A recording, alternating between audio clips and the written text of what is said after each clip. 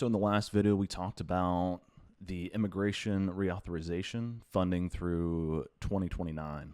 Passed the Senate, 4 o'clock in the morning on Friday, and now this week it is going to the House of Representatives. Mike Johnson will put up that bill. We'll see if there's any amendments to it or if it stays as is. And it is expected to pass, so we should see that on the president's desk by the end of the week. In the last video, we mentioned the FISA, specifically Section 702, and FISA is the Foreign Intelligence Surveillance Act, and Section 702 is going to expire on June 12th. One thing that's important about Section 702 is the warrant list authorization for capturing really any kind of conversation that happens OCONUS, right? So outside of the United States. And it allows NSA and the CIA, specifically, just those two agencies, to do certain things. So we're going to talk about that in this video. Let's get to it. All right, so what is Section 702? Section 702 of the Foreign Intelligence Surveillance Act allows the federal government to listen and capture phone calls and information outside of the United States or inside the United States, but it comes from non-U.S. persons, so people that are not here or people that we have deemed a terrorist. So how it works is the Foreign Intelligence Surveillance Court authorizes essentially the scope of what the federal government can do once a year.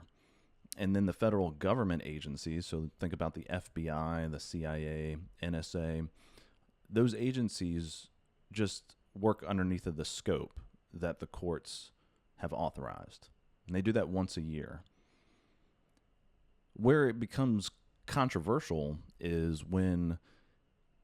if a citizen makes a phone call to someone outside of the United States, by proxy, that U.S. citizens' information in that phone call is going to be captured.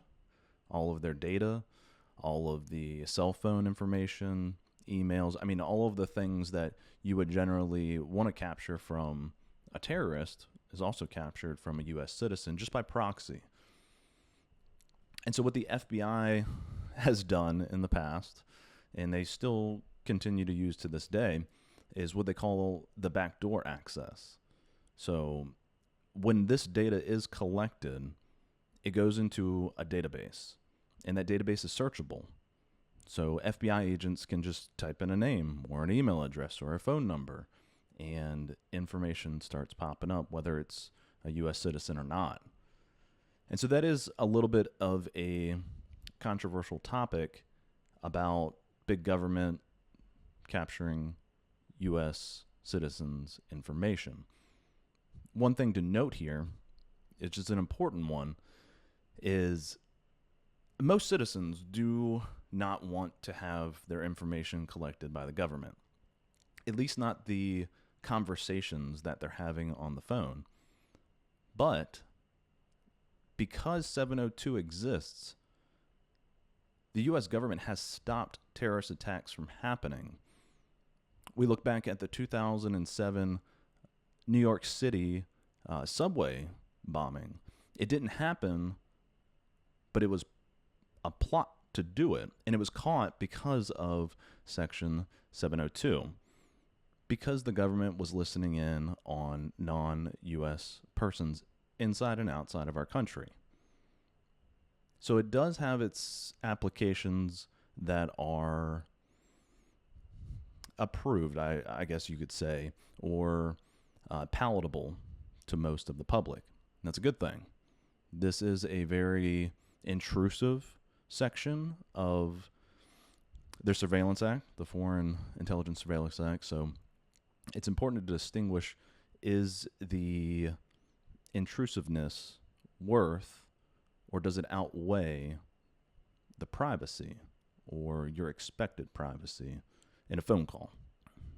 So a good question that should be asked is, how many people does the government actually look at under Section 702? And so to find that information, we pull the annual statistical transparency report. And I will link that in the description or the show notes so that you can look at it. It's a PDF. And the last one that has been reported was 2025. And so to give an example of how many people 702 falls under, it specifically says in year 2025, it was a little over 349,000 people. Now, out of those 349,000 people, the FBI had a U.S. person search of 7,413. And so 7,000 people in the U.S. who are U.S. citizens or here legally were searched from the FBI doing an actual proxy search of their name, information of some type of information for that individual. And so that is a small percentage. But if we look back at the previous year and we look at those numbers compared to 2025, we find a few different things.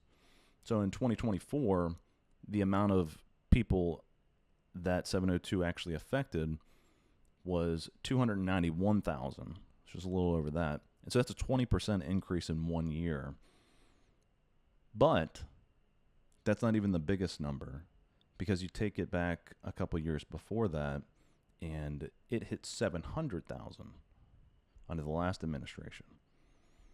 Now, I can expect there to be more, or an increase, I suppose, when we have an inauguration year, because there's a lot of people who the administration is going to call upon to come in and work for the government, right? We have ambassadors, we have liaisons, we have a bunch of different people coming in from across the world who are experts in certain things, or however they have deemed to get that government job.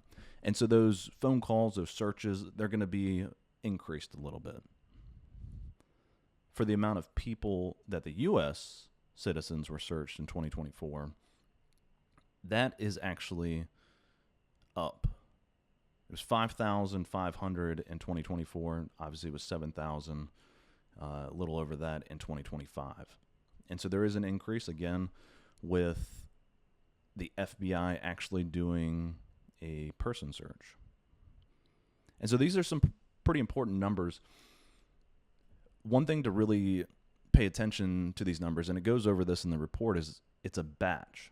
So if John Doe is the person outside of this country that the 702 falls under, and they record that conversation, anybody else on that phone call is batched into that, right? So it could be a U.S. citizen making that phone call.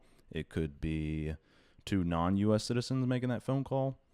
Everyone gets batched in to that one capture, right? And so if there is a U.S. citizen on that phone call, and we'll say there's 4 people on that phone call, they count that as 4 U.S. citizens. One of the most interesting statistics in this is over the past 3 years, not one criminal investigation has been opened on a U.S. citizen because the government used 702 or captured this information under Section 702. So not one U.S. citizen has been investigated, or has an official investigation been opened for a U.S. citizen in the past 3 years. So I mentioned the CIA and the NSA.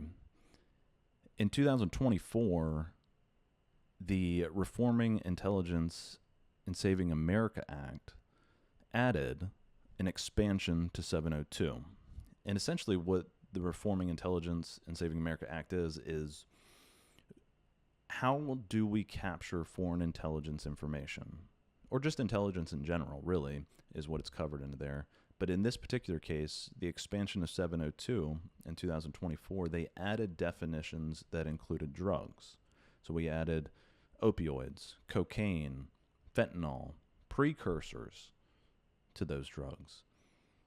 And so what that did is it expanded what the federal government can start looking for as foreign intelligence information. And so in April of 2025, the Foreign Intelligence and Surveillance Court certified this and allowed only the CIA and the NSA to capture that information.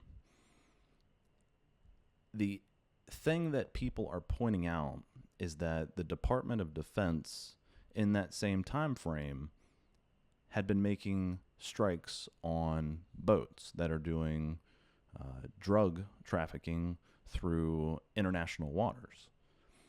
Now, there is no official report or an official saying so that this is falling under 702. And so I think that's an important distinction. However, in January of 2025, when this administration got into office, one of the first things that they did within the first few days was deem cartels as terrorist organizations. Tren de Aragua, the Sinaloa cartel, MS-13. That was designated as a terrorist organization from the start of this administration. Once the Federal Intelligence Surveillance Court approved and certified that the NSA and the CIA can capture this foreign intelligence information related to drug trafficking, it is the same time at which these boat strikes started happening. And so for the Pentagon, the Inspector General opened an investigation or just a report into these strikes just to make sure that everything is going as it's supposed to by the legal definition at which they're running under. Now, critics are arguing that Article 1 gives Congress the authority, right, the power to authorize these strikes. And the president is moving outside of Article 2 because these are not armed conflicts, right? And so essentially what they're arguing is what we are seeing is, yes, drug trafficking. And they are armed, but not hostile to an immediate threat to anyone at the moment that these strikes are happening. The administration says that drug trafficking kills hundreds of thousands of Americans every year, and that to fight and combat these terrorist organizations, we are allowed to strike them in international waters. What the UN has weighed on is, yes, drug trafficking is illegal. Is it no due process, no any type of hearing, nothing, you just get blown up? They don't think so. They think that it is illegal, it should be stopped, but not with striking them. And so that's why I think that it's having such a hard time getting reauthorized. Section 702 was a very narrow section for foreign intelligence information with guardrails. With the expansion of the drug trafficking alongside the strikes of boats that are doing drug trafficking that were deemed terrorist organizations by the administration, and sidestepping what Congress believes that they have the war powers of, we find ourselves at a crossroads. I don't know if it will be reauthorized, and if it is, what does that look like? Is it going to get passed with more guardrails?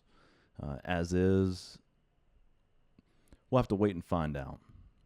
But that is the reason that I believe we are at a stalemate, and why it's June 8th and we have 4 days until it expires.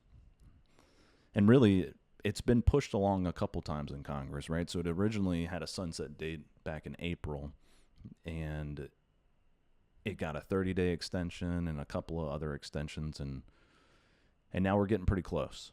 We're getting pretty close.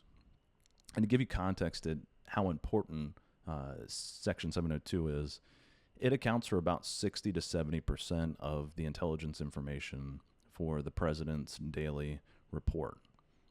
And it doesn't matter who's in office, that's the president's daily report. That's our intelligence community. That is how we have stopped terrorist attacks from happening.